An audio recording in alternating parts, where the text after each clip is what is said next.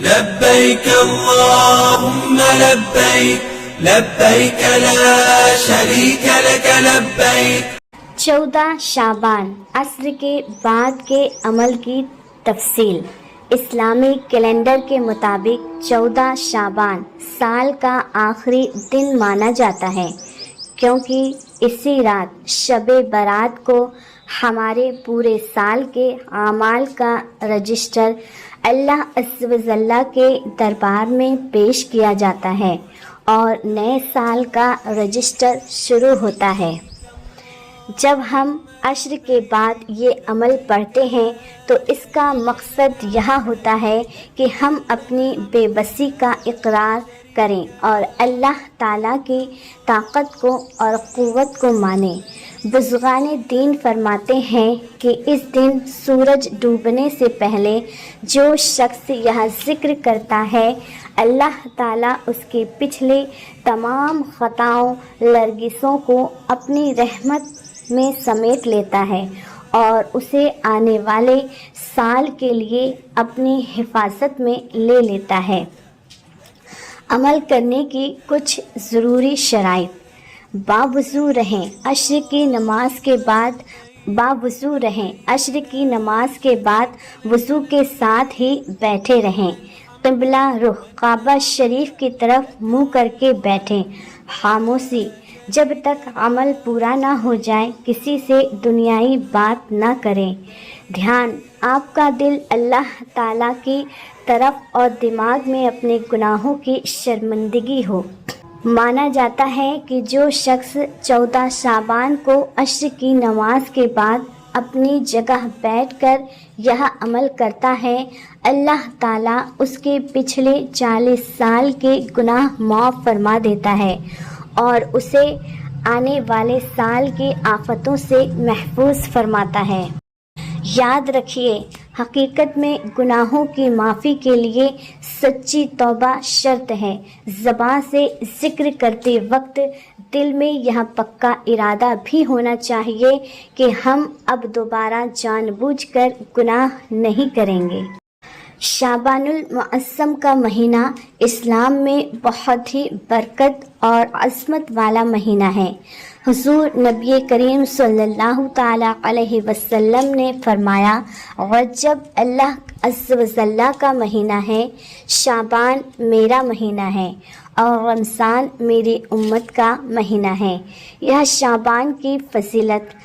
شعبان المعظم کی فضیلت۔ پہلا، عبادت کا مہینہ۔ شعبان کا مہینہ رمضان کی تیاری کا مہینہ ہے۔ صحابہ اکرام علیہم الرضوان اس مہینے میں قرآن کریم کی تلاوت اور صدقہ اور خیرات بڑھا دیتے تھے۔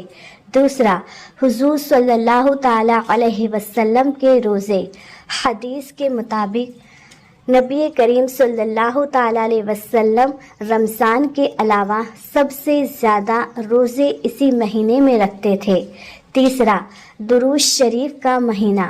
اسی مہینے میں قرآن کریم کی آیت ان اللہ و ملائکتہ یصلون علی النبی یا ایھا الذین آمنوا صلوا علیہ وسلموا تسلیما نازل ہوئی تھی، جس میں اللہ تعالیٰ نے مومنوں کو نبی کریم صلی اللہ تعالیٰ علیہ وسلم پر درود بھیجنے کا حکم دیا، اسی لیے اسے درود کا مہینہ بھی کہا جاتا ہے۔ چوتھا، غفلت کا مہینہ۔ نبی کریم صلی اللہ تعالیٰ علیہ وسلم نے فرمایا کہ رجب اور رمضان کے بیچ ہونے کی وجہ سے لوگ اس کی فضیلت سے غفلت برتتے ہیں، جبکہ اس مہینے میں اعمال اللہ کے پاس پیش کیے جاتے ہیں۔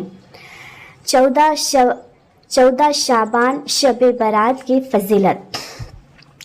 14 شعبان کا سورج ڈوبتے ہی شب برات شروع ہو جاتی ہے۔ اسے چھٹکارے کی رات کہا جاتا ہے۔ آسمان دنیا پر نزول۔ اس رات سورج ڈوبتے ہی اللہ تعالیٰ پہلے آسمان پر نزول فرماتا ہے اور ندا آواز دیتا ہے کوئی مغفرت چاہنے والا جسے میں معاف کروں، ہے کوئی رزق مانگنے والا جسے میں رزق عطا کروں، ہے کوئی مصیبت زدہ جسے میں عافیت دوں۔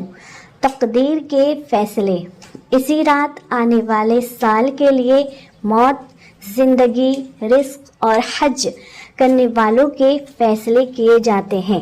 مغفرت کی رات، اس رات قبیلہ بنی قلب کی بکریوں کے بالوں کی تعداد سے بھی زیادہ لوگوں کی مغفرت کی جاتی ہے۔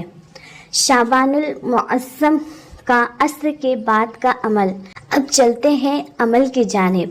وقت 14 شعبان، عصر کی نماز کے بعد سے مغرب کی اذان تک۔ نیت، دل میں ارادہ کریں کہ میں اپنے گناہوں کی معافی اور نئے سال کے خیر کے لیے یہ ذکر کر رہی ہوں۔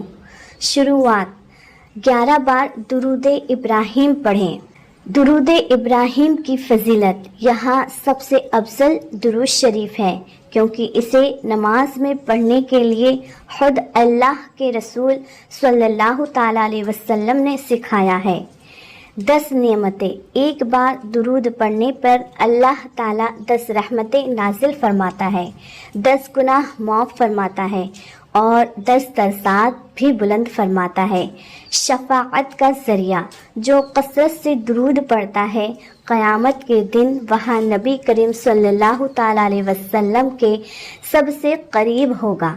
دعا کی قبولیت، جس دعا کے شروع میں اور آخر میں درود شریف ہو اللہ عز و جل اسے رد نہیں فرماتا ہے۔ تیسرا، خاص ذکر، 40 مرتبہ کلمہ پڑھیں۔ 40 مرتبہ یہ کلمہ پڑھیں، لا حول ولا قوت الا باللہ العلی العظیم۔ فضیلت، بزرگوں کے مطابق اس ذکر سے 40 سال کے گناہ معاف ہونے اور آنے والے سال میں مصیبتوں سے حفاظت کی امید ہے۔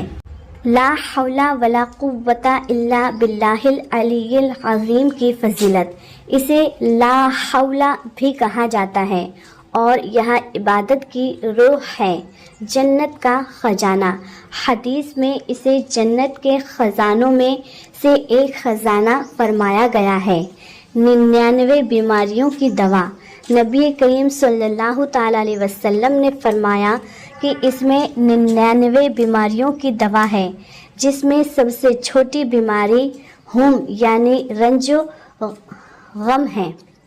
اللہ پر بھروسہ، یہ انسان کو ایک احساس دلاتا ہے کہ طاقت صرف اللہ کے پاس ہے، جس سے ڈر اور خوف ختم ہوتا ہے۔ چوتھا، استغفار، 100 بار استغفر اللہ پڑھیں۔ استغفار، توبہ کرنا صرف گناہوں کی معافی کا ذریعہ نہیں بلکہ یہ دنیا اور آخرت کی ہر بندش کو کھولنے والی چابی ہے۔ قرآن و حدیث کی روشنی میں اس کی فضیلت بے مثال ہے۔ یہ استغفار کی اہم فضیلتیں، اللہ کی محبت کا ذریعہ، اللہ تعالیٰ ان بندوں کو بہت پسند کرتا ہے جو اپنی غلطی مان کر اس کی طرف لوٹتے ہیں۔ قرآن پاک میں ہے، بے شک اللہ توبہ کرنے والوں سے محبت کرتا ہے۔ دوسرا، رزق روزی میں برکت اور تنگی سے نجات۔ حضرت نوح علیہ السلام نے اپنی قوم سے فرمایا تھا کہ استغفار کرو، اس کے بدلے اللہ تعالیٰ تم پر آسمان سے بارش برسائے گا، تمہارے مال اور اولاد میں برکت دے گا اور تمہارے لیے باغ اور نہریں جاری کر دے گا۔ تیسرا، ہر پریشانی سے نکلنے کا راستہ۔ نبی کریم صلی اللہ تعالیٰ علیہ وسلم نے فرمایا، جو شخص استغفار کو اپنے اوپر لازم کر لے یعنی کثرت سے پڑھے، اللہ تعالیٰ اس کی ہر مصیبت کو ٹال دیتا ہے، ہر پریشانی سے نکلنے کا راستہ بنا دیتا ہے اور اسے ایسی جگہ سے رزق دیتا ہے جہاں سے اسے گمان بھی نہیں ہوتا ہے۔ चौथा, अजाब से हिफाजत। जब तक कोई कौम या शख्स इस्तग़फ़ार करता रहता है, अल्लाह ताला उस पर अपना अज़ाब नाज़िल नहीं फरमाता। यह अल्लाह के ग़ज़ब के सामने एक ढाल है। चौथा, रूहानी सुकून और दिल की सफाई। गुनाह करने से दिल पर काला धब्बा लग जाता है।